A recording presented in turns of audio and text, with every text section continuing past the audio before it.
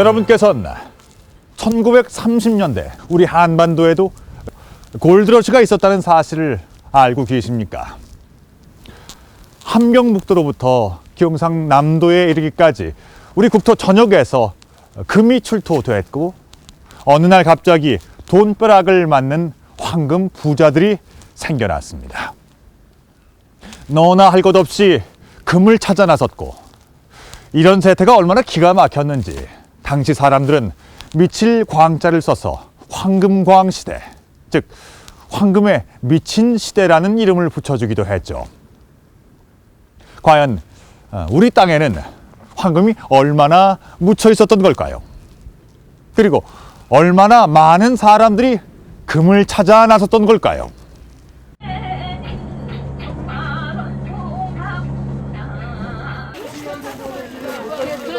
1934년 강원도 정선의 한 야산에서 석회동굴이 발견됐다.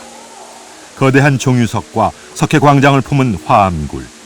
이것은 한반도의 유구한 역사를 증명하는 대발견이었다.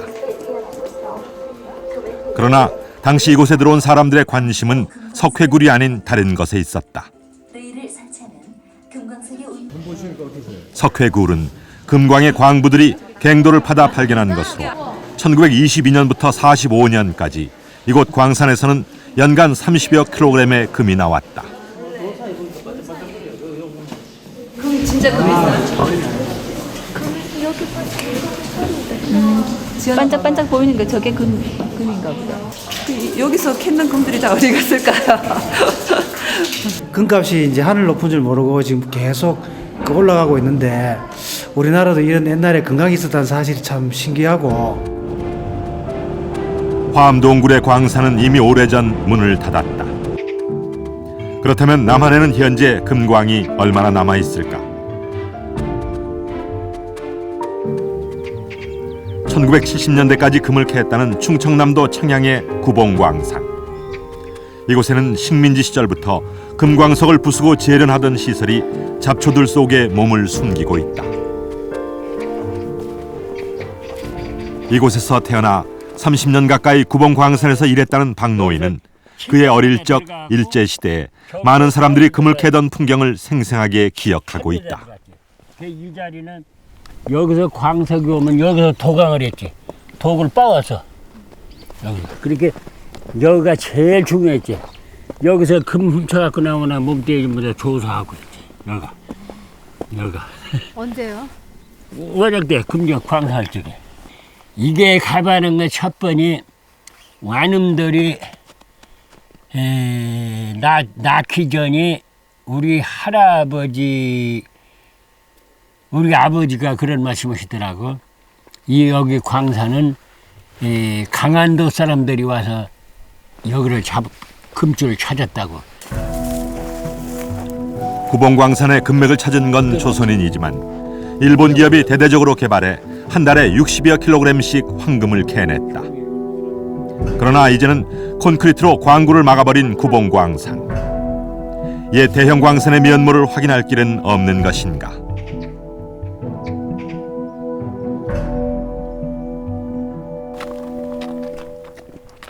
해방 이후 역시 구봉광산에서 30여 년을 일했던 이물수 씨. 임 씨의 집 창고에는 그가 쓰던 광산 장비들이 남아있다. 금을 채굴 해갖고 보여주세요. 이게 금을 잃던 거 이렇게 이제 빻아갖고 그 도광기라는 게 있거든. 빻아갖고 여기서 이렇게 금을 잃어. 그래갖고 이제 1차적으로 이제 한 70%나 65% 되는 금을 이제 여기서 만들어 가지고, 그 기구라는 것은 이제 이런 금을 녹이는 도가지 뭐 이런 것이 있었고. 금광석을 녹여 순금을 뽑아내던 이 도구들은 해방 이전부터 쓰이던 것들이다. 금을 넣어갖고 금 캐는 일에 미련이 많은 임 씨는 오래된 금광 기록들을 보관하고 있다. 광산 서류로 할까, 이거 일제 시대 건데요. 일제 시대 일본 사람들이 만들어 놓은 건데, 각 남한에 있는 광산의 실적 이런 기록이 여기 있습니다. 근데 여기 보면은 구봉광산에 대한 것도 기록이 사실 있어요.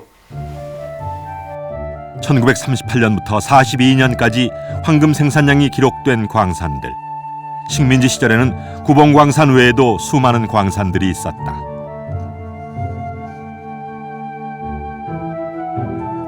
1930년대 식민지 조선에서는 대대적인 금광 개발이 시작됐다. 지하 수백 미터 파들어가는 광산뿐 아니라 동네 뒷산이나 하천에서 사금 캐는 일도 성행했다. 1929년의 대공황으로 세계 경제가 곤두박질 칠 때였지만 식민지 조선은 이만한 활황이 없었다.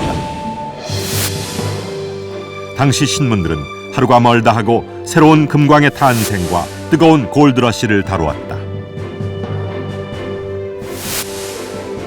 일부 언론에서는 당시 유행했던 찰리 채플린의 영화를 빗대 황금에 미친 시대, 즉 황금광 시대라 부르기도 했다. 모든 광시대를 지나 이제는 황금광 시대가 왔다.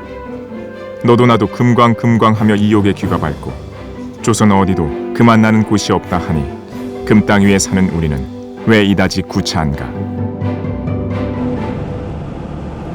조선 땅에서 금맥으로 판단된 지역은 사정없이 파헤쳐졌다. 충청북도에서 가장 큰 금광이 있었다고 알려진 금왕리. 멀쩡한 주택들 사이로 마치 폭격을 맞은 듯 땅이 푹 꺼졌다. 이 일대가 모두 일제시대 금광이었는데 그때 파놓은 갱도가 무너진 것이다. 이게 다 광산 피해 옛날 해먹은 것들. 이런 일이 계속 벌어지고 있고 지금. 한 2년 가까이 됐는데요. 여기에 대한 광산을 하다 보니까 나무를 이게 받치거든요. 그냥 물이 빠졌다가 차에다가 보니까 나무가 썩는 바람에 여기 광산 지나가는 항도가 무너져가지고 이렇게 된 거예요 지금. 80년 전 이 땅에는 금광이 얼마나 많았던 것일까. 한 금광 연구가가 소장한 당시의 기록을 찾아보았다. 1943년 조선 총독부에서 조선 내 모든 광구를 조사한 문헌이다. 현황이 나와 있습니다. 요 윗줄에는 보면은 행정 주소, 그리고 밑에는 광우권 번호, 허가 날짜, 광산 이름, 광종, 면적, 광업권자, 광업권자의 주소 이렇게 되어 있는데 남북한을 합친 모습들이죠. 등록 광구는 금이 약 2만 개 정도 되어 있지만 개발했던 역사가 있는 광구는 약 3천여 개 정도 보면은 되겠습니다. 또 다른 기록에서는 금광이 한반도 남단에서부터 북단까지 골고루 퍼져 있었음을 확인할 수 있다.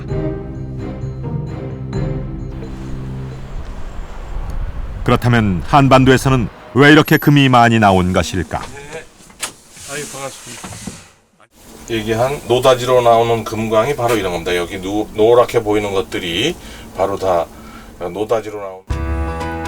고려대학교 최선규 교수가 수집한 금광석에는 황금이 눈으로 확인될 만큼 또렷하다. 이런 양질의 금광석 표본은 충청도, 강원도뿐 아니라 전국에서 고루 수집되고 있다. 아까 가짜 금과 진짜 금이 같이 섞여 있는 그러한 층이 되겠습니다. 금광 개발은 이러한 금광석을 찾아내는 작업이다. 한반도의 금광이 양질이었던 건 지질학적 특성에서 기인한다.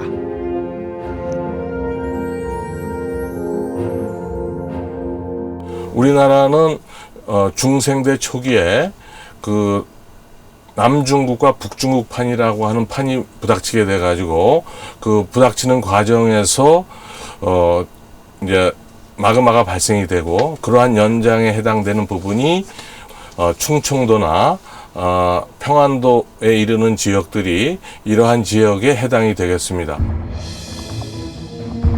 한반도 전역에서 고루 금광이 개발됐지만 특히 대규모 광구들이 집중된 곳은 이북의 평안도 일대와 이남의 충청도 지역이었다.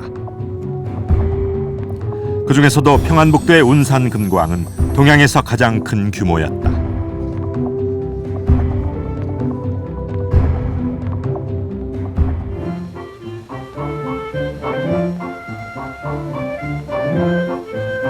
운산 금광은 1896년 대한제국의 허가를 받아 미국인 사업가가 개발했다. 1910년경 한반도 전체 금 생산액이 600만 원, 지금 시세로 420억 원 가량이었는데 이 중에 절반이 운산 금광에서 나왔다. 한반도 전체 생산량도 극동 지역에서는 상당한 수준이었다. 25、6トンから30トンの金をですね、毎年そういうふうに出してたわけですから、これは大変な産出量で、台湾なんかはぐっと少なくなりますね。そういう面では朝鮮の産金の量っていうのはすごいものだったと思いますね。 당시에 조선은 농업 국가였다. 1900년대 초까지만 해도 금을 찾는 것은 요행이나 바라는 행태로 전시됐다. 그러나 전국토에서 크고 작은 금맥들이 발견되면서 자발적으로 금을 찾아 나서는 이들이 많아졌다. 이름하여 식민지 조선의 골드러시다. 사람들 사이에서는 금광업자를 바라보는 시선도 달라져 갔다. 예전에는 금전꾼이라 하면 미친놈으로 알았으나 지금은 금광 아니하는 사람을 미친놈으로 부르리 만치 되었다.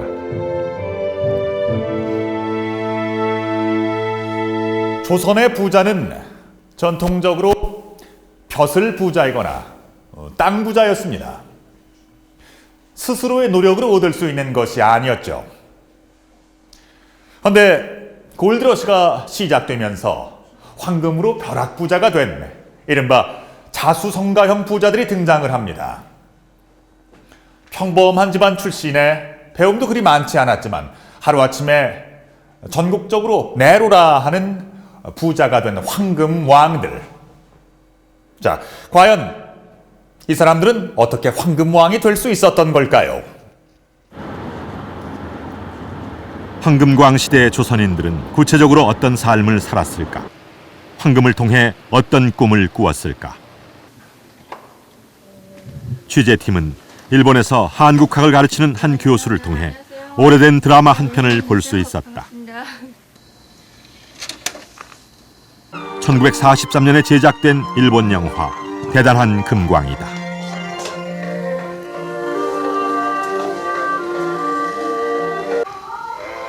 드라마의 배경은 식민지 조선. 일본 배우들이 연기한 조선인 주인공은 양반집에서 독립한 노비 가족이다.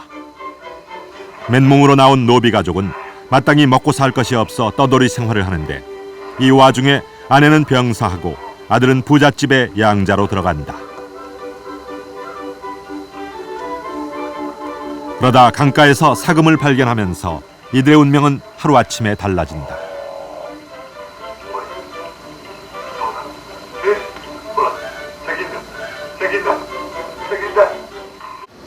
朝鮮半島に渡った日本人の立場からすれば、それまで朝鮮の川が洗濯場所として機能していたのが、いつの間にか砂金の採取所に変わっていくことが大きな驚きであったというふうに映画の中に表れています。 주인공 남자는 사람들을 이끌고 사금 채취를 시작한다. 처음에는 일일이 흙을 져나르지만 강가에는 곧 대규모 사금 시설이 들어선다. 평범한 동네 하천과 농토가 금광으로 탈바꿈한 것이다. 노비 출신의 주인공 가족은 지역의 유지이자 자본가로 변신했다. 당시 사회에서는 이루기 힘든 신분 상승이었다. 貧しい人が何らかのきっかけを得て成功していく姿、何らかの努力をして、貧しくて地位も何もない人たちが成功していく姿に共感を持って見ることができただろうと思います。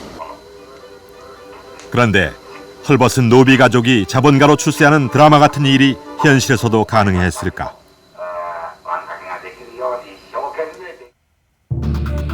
(1934년) 한 대중 잡지에는 조선의 재력가들 명단이 실렸다. 지금 시세로 210억 원의 재산가 민씨를 비롯해 70억 원대의 재산가가 10여 명에 이른다. 특이한 것은 이들의 배경. 지주와 벼슬 집안 틈에 유일하게 한 사람 최창학만이 광업가다. 금광 개발로 부자가 된 이야기는 당시 언론의 단골 소재였다.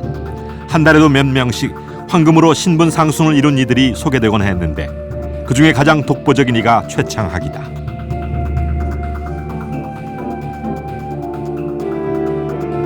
1891년 최창학은 평안북도 구성군의 작은 동네에서 태어났다. 평안북도는 1896년에 운산 금광이 개발되면서 일찍부터 금광에 눈을 뜬 지역이었다. 최창학이 10살을 갓 넘긴 시기부터 금광을 따라다니기 시작해 나이 30이 넘도록 금광판과 노름판을 전전한 것으로 알려진다. 세상은 여전히 금광꾼을 전시할 때다.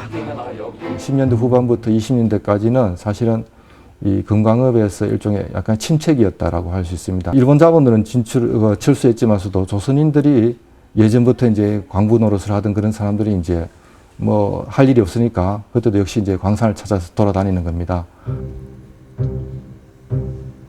1920년경 최창학은 다른 사람들이 포기한 평안북도 조악동의 폐광에 정착한다. 시작은 100여 명이 넘는 동료들과 함께였지만 3년이 지나도록 금이 나오지 않자 나중에는 최창학이 홀로 남았다. 그러던 중 1923년의 어느 날 최창학의 손끝에 묵직한 느낌이 전해진다. 금맥을 찾아낸 것이다. 최창학의 성공은 식민지 조선인의 황금 열풍을 예고하는 일대 사건이었다.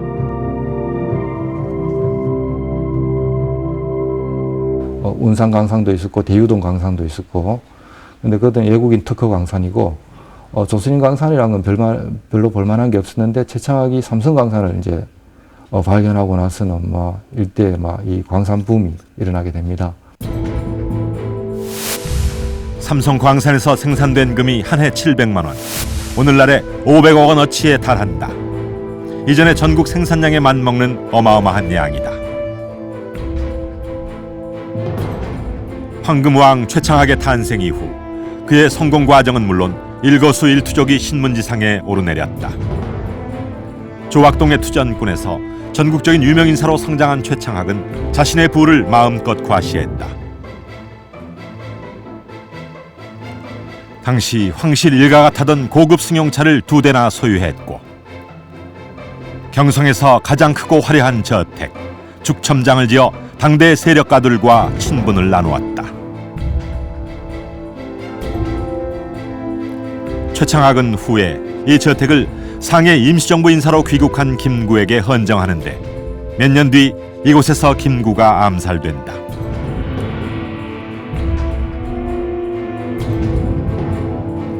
때문에 우리의 기억에는 김구의 흔적이 더욱 선명하지만 당시 식민지 조선인들에게는 최창학의 인생이 화두였다.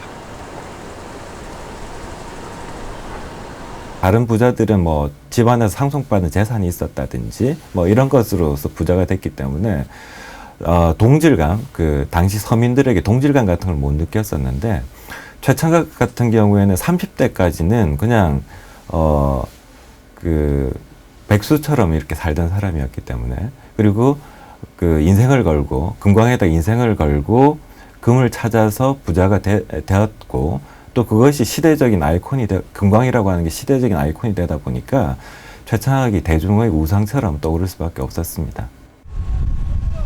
최창학의 성공 과정이 놀라운 것은 그에게 마땅한 자본이나 기술이 없었다는 것이다. 현재 한국에서 생산되는 금의 90%, 한 해 1.5톤 정도를 생산하는 은산광산. 이곳은 1995년에 처음 금광 탐사를 시작해서 본격적으로 채굴하기까지 7년이 걸렸다. 예, 여기 보시는 것은 우리가 지금 마이너스 5 레벨 지점이 되겠습니다. 여기는 맥폭이 한 30에서 1.5m, 품위는 한 15g에서 톤당 한 20g 되는 아주 우리 현장에 어떻게 생각하면 좀 그 중간치 품위가 되겠습니다.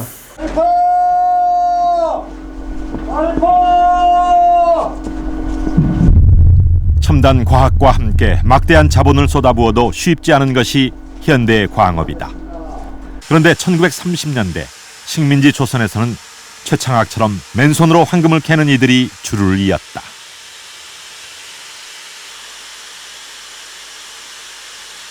어떻게 이 넓은 산에서 그렇게 쉽게 또 노드에서 맥을 찾아가지고 들어갔을까? 지금은 과학에 많이 의존했는데 옛날에 그 당시에는 아이가 뭐 전국을 찾아다니면서 그분들 찾아다녔으니까 아이가 대단하다고 저는 생각하고 있습니다. 선생님들이. 식민지 조선의 황금은 우리 시대의 복권이나 다름없었다. 아니, 복권보다는 기적에 가까웠다. 1924년 최창학의 삼성금광에는 제2의 기적을 꿈꾸는 자들이 줄을 이었다. 그중에는 동아일보 지국장 출신의 방응모도 있었다. 당시 신문지국장이라고 하는 것은 그 지역의 지역 기자 역할을 겸하고 있었던 지위였기 때문에 일종의 하나의 지식인이라고 볼 수 있는데요. 자기 전 재산을 쏟아붓고 마을 사람들한테 빚을 내고 자기가 금광을 찾지 못하면 자기뿐만 아니라 전 마을이 파산할 정도의 상태로 이를 정도로 노력을 한 끝에 3년 만에 당시 한국에 손꼽히는 금광을 찾게 되죠. 교동금광이라고 하는 금광을 찾게 되고요. 대부분의 사람들이 실패하는 금맥 찾기. 여기에 성공한 방응모는 단숨에 유명인사로 떠오른다. 그리고 벼슬과는 거리가 멀었던 신문지국장에서 최고 상류층과 어깨를 나란히 하는 신분 상승을 이루어낸다.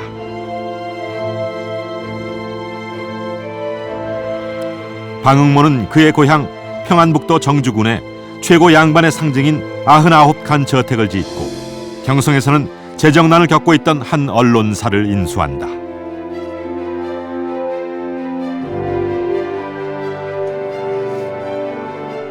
이때 방응모의 재산으로 기사회생한 언론사가 지금의 조선일보다.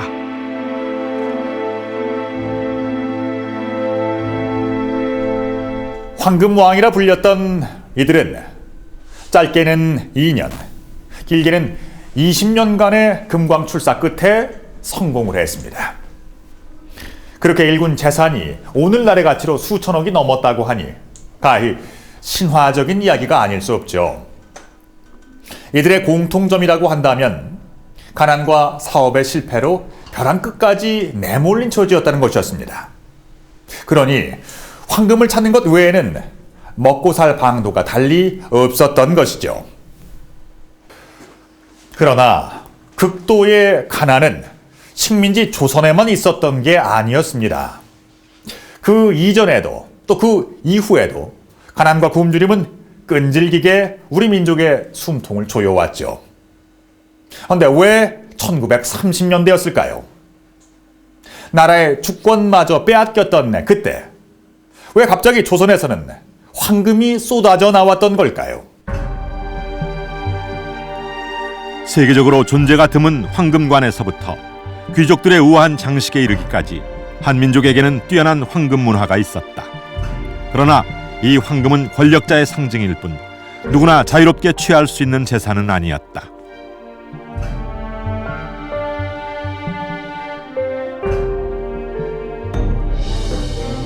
더구나 조선 왕조에 들어서는 금의 생산이 엄격하게 통제됐다. 그 배경은 조선 왕조실록의 기록을 통해 짐작할 수 있는데 중국 명과의 조공 문제로 마찰을 빚으면서 금과 은을 숨기는 전략을 택한 것이다.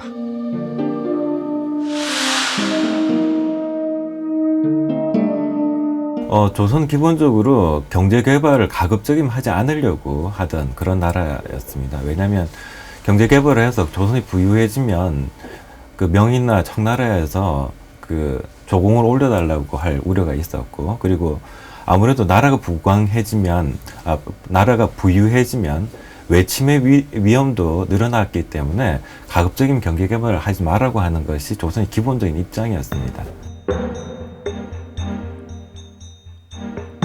그렇다면 왜 식민지 조선에서는 어떻게 골드러시의 물꼬가 트이게 됐을까? 그 시작은 운산 광산이었다. 1896년부터 개발돼 그 면적이 352제곱킬로미터에 달했던 운산 광산. 운산은 거대한 규모만큼이나 고용 효과도 컸다.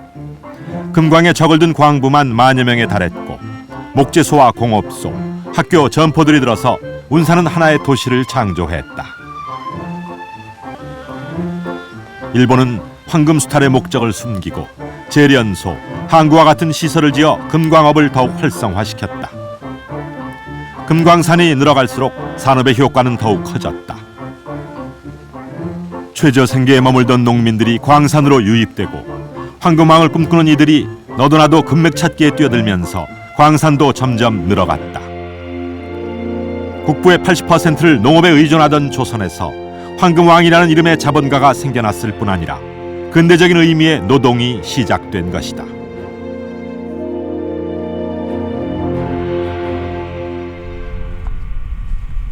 금광업은 철도 산업과 함께 식민지 조선의 재정을 떠받드는 효자 산업이었다. 금맥 있는 곳의 산과 들은 남김없이 파헤쳐졌고 금광 있는 곳엔 사람이 모이고 돈이 돌았다.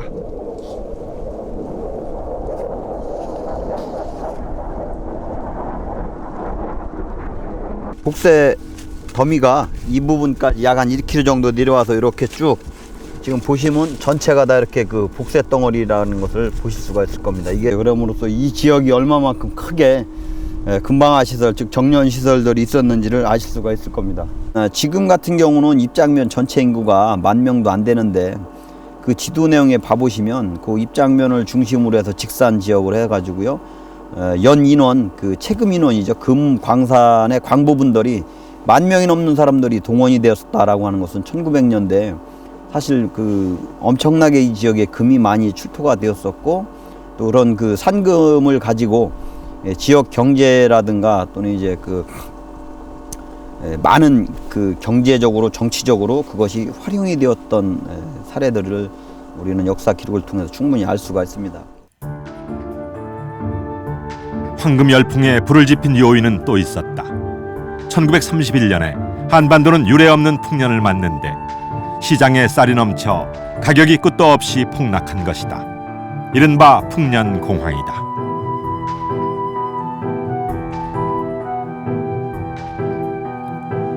당시 세계 경제는 대공황에 빠져 대량 실업 사태와 불황이 연쇄작용을 일으킬 때였다.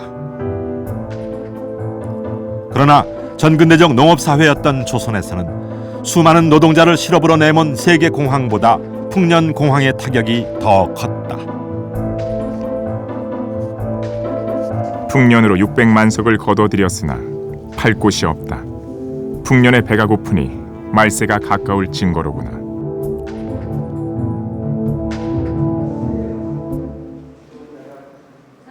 식민지 시대의 대표적 작가 김유정.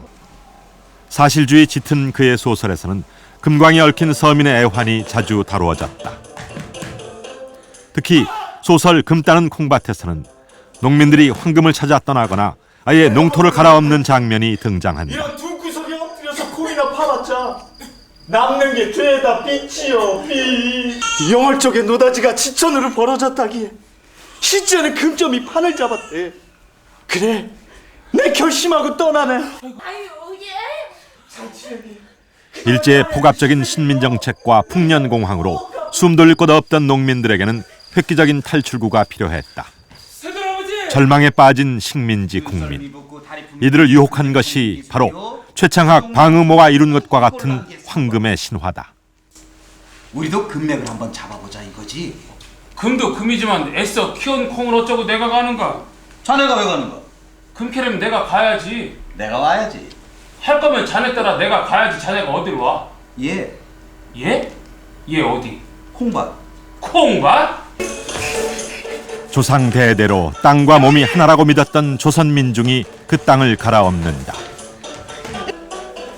이것은 과연 소설에 불과한 이야기였을까?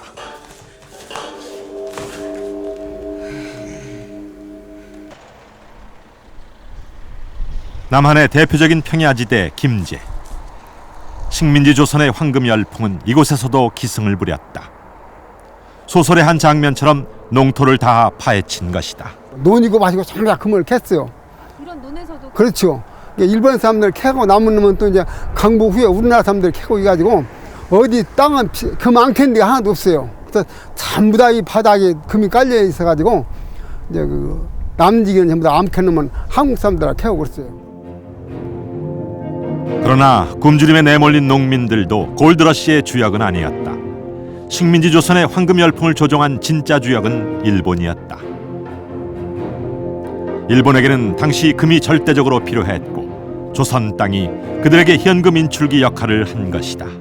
当時、日中戦争という中国と日本が非常に大規模な戦争をやってたわけですけれども、その戦争のためにはどうしても大量の軍事物資というものを日本は輸入しなければならなかったわけです。でその輸入の手段として本当であれば普通の貿易関係であれば日本の輸出と輸入であればよかったんですけれども、当時日本は経済的に非常に厳しい状況になってましたから、金を持っていかないとそういう物資を売ってくれなかったという問題があります。 1930년대 일본 총독부는 각종 정책과 예산을 책정해가며 금광 개발을 독촉했다.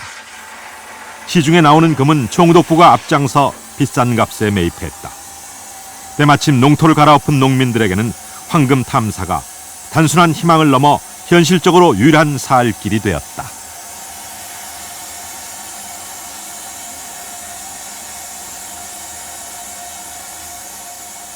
일본の国策、国の政策がそれを強く要求したという問題があります。つまり、日本としてはできる限り多くの金を獲得したかった。そしてそれを生産する、掘り出すですね、一番適切な地が朝鮮だったということで、非常に高い価格で金を朝鮮銀行が買い取ると、あるいは朝鮮総督府がそれを保証するということがあったもんですから、朝鮮の人たちはこぞって金の獲得に乗り出したというわけです。 당시의 한 만평에서는 금값 과열 경기로 물가가 치솟는 현실을 꼬집었다. 때 아닌 황금 부자, 인생 역전을 향한 욕망으로 들끓었던 1930년대 식민지 조선. 80년 전 이 땅의 골드러시는 일제의 수탈 정책에 동원된 조선인들의 일장춘몽이었다. 세계 공황과 일본의 위기, 그리고 식민지 조선의 빈곤과 실업. 이 모든 조건들은 마치 잘 짜여진 각본처럼 황금 열풍을 부채질합니다. 하지만 급격한 금광의 개발은 부작용을 가져오는데요. 그것은 바로 투기였습니다. 금광 개발에 지원금은 쏟아지고 실제로 전국토에 걸쳐서 황금이 생산되면서 한창 금이 생산되는 금광은 물론이고 개발도 되지 않은 잠재적인 금광까지 높은 프리미엄이 붙은 채 거래됩니다. 손에서 손으로 건네질 때마다 금광은 자체적인 가치보다 훨씬 더 부풀려진 액수로 거래가 되죠. 식민지 조선에서 묻지마 투자가 시작된 겁니다. 천정부지로 치솟는 금값은 다양한 현상을 초래했다. 태조 왕건의 목숨을 구한 충신 신순겸의 묘소가 있는 강원도 춘천. 그의 묘에는 놀랍게도 봉분 3기가 함께 모셔져 있다. 태조 왕건이 적장에게 목을 잃은 신순겸에 관해 황금머리를 하사하자 도구를 막고자 가짜 봉분을 세운 것이다. 1930년대 금값이 치솟으면서 한 언론에서는 황금머리 도둑을 특별히 경고하는데 이후로 실제 도굴꾼들의 황금 탈취 시도가 있었다고 한다. 일제 때 여기가 금으로 됐다는 말을 듣고 그 밤에 와서 일본의 그 도굴꾼들이 와가지고 여기를 한 3번 정도 봤어요. 근데 그 여기서 지키고 있던 그 묘지기한테 선몽을 해가지고 한 분은 그래서 이제 그 실패를 했고. 조선 총독부 광목과에는 금광 개발권을 얻으려는 사람들로 인산인해를 이루었다. 실제 개발할 능력이 없으면서도 일단 확보해놓고 비싸게 팔겠다는 투기심의 발로였다. 금 가격이 한 몇 년 사이에 그죠? 3배나 뛰어오릅니다. 한 5년 사이에. 그러니까 그거는 뭐 다른 물가는 정체하고 있는데 그죠? 금 가격만 뛰어오른다고 생각해 보세요. 집값이 3배나 뛰어오른다고 생각해 보세요. 다 뛰어들지 않겠습니까? 금광 열풍이 도를 넘으면서 세간에서는 믿기 어려운 세태가 벌어진다. 도둑은 멀쩡한 금리를 뽑아 도망하고 상대적 박탈감에 황금 부족증을 호소하는 사람도 늘어갔다. 당대의 지식인이자 문인이었던 채만식은 사람들이 황금의 노예가 되어가는 세태를 뼈아프게 받아들였다.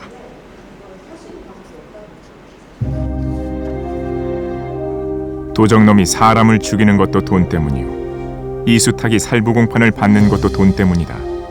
돈, 황금, 얼마나 좋은 것이냐, 얼마나 위력 있는 괴물이냐. 그리하여 세상 사람들은 너나 할 것 없이 돈을 부르짖는다. 그러나 대중들에게 황금 무용론을 설득하던 채만식 역시 황금 열풍에서 자유롭지는 못했다. 일장기 말소 사건으로 신문사에서 물러난 서리식과 함께 금광에 큰돈을 투자했다 고스란히 날린 것이다. 뿐만 아니라 황금왕 방응무와 일할 수 없다며 조선일보를 박차가놓았던 김기진도 금광을 기웃거렸다.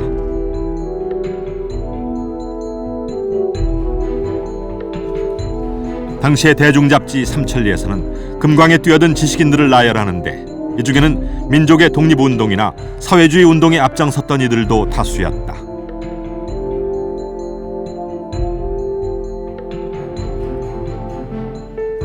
당대의 지식인들은 왜 금광 투기에 뛰어든 것일까?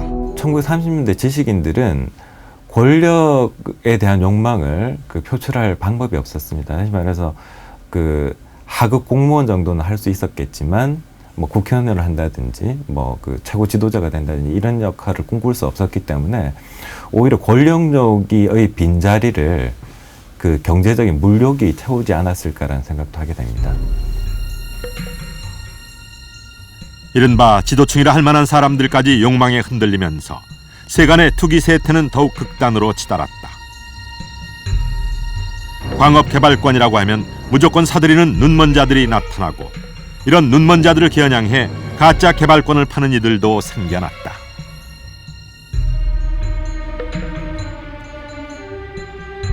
심지어 시장 가격의 10배 이상을 요구하는 배짱 거래도 횡행했다.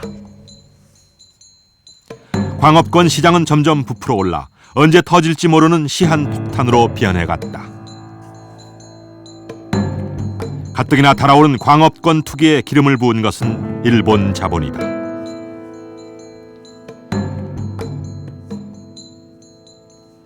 일본의 대기업이 연합해 만든 일본 광업 주식회사.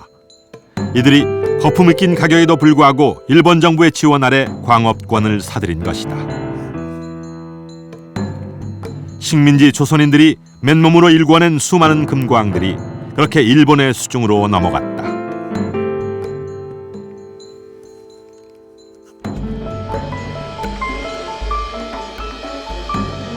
황금왕으로 추앙받던 최창학, 방응모 역시 일본 기업의 광산을 넘겨주고 그 차익만을 챙겼다. 1930년대 일제 황금수탈 계획에 의해 불붙었던 식민지 조선의 골드러시. 그것을 끝낸 것 또한 일본이었다. 1941年にアメリカと戦争状態に入ります日本は。そうするともはや貿易関係が成り立たなくなりますから金を集めている必要がなくなったんです。ですから日本政府は基本的にアジア太平洋戦争と呼ばれる1941年の暮れ以降は金を買い占めるあるいは金を買い取るということはやめました。 한껏 투기로 치달았던 식민지 조선의 골드러시는 1941년을 기점으로 막을 내린다. 민족의 독립 요구보다 근대화의 열망보다 더 뜨거웠을지도 모를 조선인의 황금 열풍. 그것은 결국 그들의 의지와 무관하게 일제 식민지 수탈의 수단으로 전락하고 만다.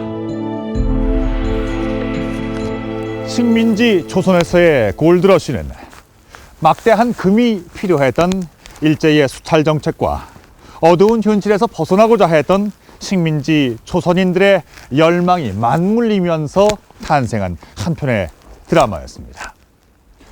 황금만능주의와 일제 식민지 정책을 경계했던 지식인들마저도 이 폭주기관차에 편승했던 것을 보면 그 당시의 열병이 얼마나 깊었던 것인가 다시 한번 짐작을 해볼 수 있습니다. 그리 멀지 않은 과거임에도 불구하고 우리의 기억 속에서 사라져버린 식민지 조선의 황금광 시대. 그것은 철저하게 약탈의 논리로 이루어져 왔던 식민 통치 속에서 공동의 꿈을 잃어버린 식민지 조선인들의 안타까운 자화상이었습니다.